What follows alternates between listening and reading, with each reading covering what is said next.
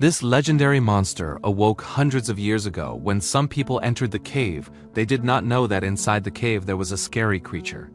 The monster began to terrorize and kill people who came to the forest. At the beginning of the film, there is a Native American tribe named Ben with his friend named Lark.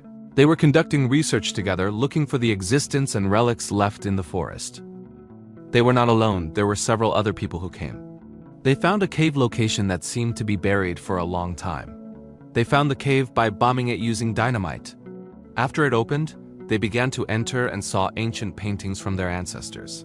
Unfortunately, they were not alone there. A monster appeared from the darkness and began to attack them until nothing was left. 2 months later, on the other side, there was a forest ranger named Danny, but it seemed like she was not well. She looked messy while sipping a drink. Danny was assigned to guard the forest from poaching and illegal mining. Accompanied by her pet bird who kept talking while mocking Danny, she received information from his superior named Rick that 2 months ago there was information that several people had disappeared in the forest. They were still looking for the cause, and Danny was assigned to be on guard in case he saw another clue. But Danny seemed to not really care about Rick's instructions and started drinking her drink again while lying on his bed. It seemed like Danny became like this because of her dark past. She had an accident with someone. The accident took her friend. Until now, Danny still feels guilty about the incident. Since that incident, he almost always has nightmares. That night, Danny woke up and seemed to hear something out there. She started to go down and see what happened, as he found a large claw mark on the warehouse door. Maybe it was a bear claw mark or another large creature, or maybe something terrible. The next day, a man who was Danny's coworker named Justin came. Justin came to check on Danny's condition, whether she was okay or needed help. Moreover, Justin knew that Danny had just survived the accident. Danny began to tell Justin that almost every night she still couldn't forget the incident. So one night, Danny went out with her best friend named Julie. They went to a club and drank. Unfortunately, they had an accident that Julie didn't survive. Danny still felt guilty about the incident, especially since she was the one driving the car that night. Justin tried to calm Danny down as much as possible and make her comfortable, but they were carried away by their togetherness until they finally made love to each other. They fell asleep and then woke up because they heard a noise from outside the tower. Justin was on guard and looked around, but there was nothing suspicious. Then suddenly, Justin's car seemed to have reversed. Justin and Danny didn't dare to approach, so they waited until morning came. In the morning, they saw the car on the side of the road and the communication equipment was broken. It would be a pretty serious problem for Justin, especially since the communication equipment in the tower was also not working. They started walking around and patrolling. In the middle of the road, they seemed to see something, and it turned out there were 2 elderly people climbing. They got lost and were shown the right direction to get out of the forest. But unfortunately, they did not survive. In the middle of the road, they were attacked by a mysterious black creature. The creature seemed to be able to fly. Meanwhile, Justin and Danny arrived at the tower. They saw something was wrong. Justin's car lost its engine, and it didn't seem like it was human work. Then when they climbed the tower, there was the elderly man's body hanging. What happened there? They needed help because no communication devices could be used. Justin finally decided to walk. He had no choice but to leave Danny alone there. At night, Danny tries to stay awake with a gun in her hand, but she couldn't resist the drowsiness until she fell asleep. On the other hand, Justin, who was still walking in the middle of the forest, was attacked by the mysterious creature. Justin didn't survive. His screams were heard by Danny until she woke up.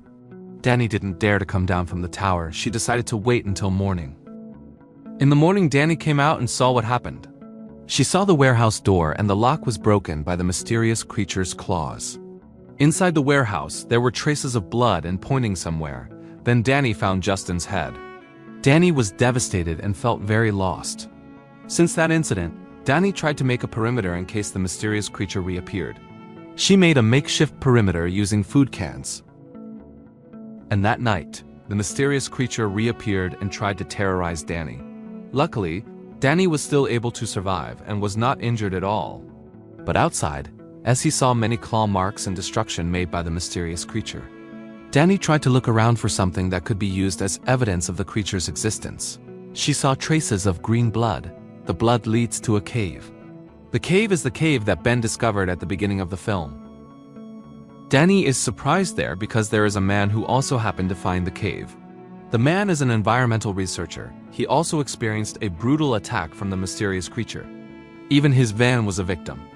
The man named Joseph found several clues that might be able to reveal what the mysterious creature was. The creature probably came from a very long time before human civilization was as advanced as this. Some clues point to the creature being like Dracula, but unfortunately he couldn't confirm the truth because Joseph himself hadn't seen its form.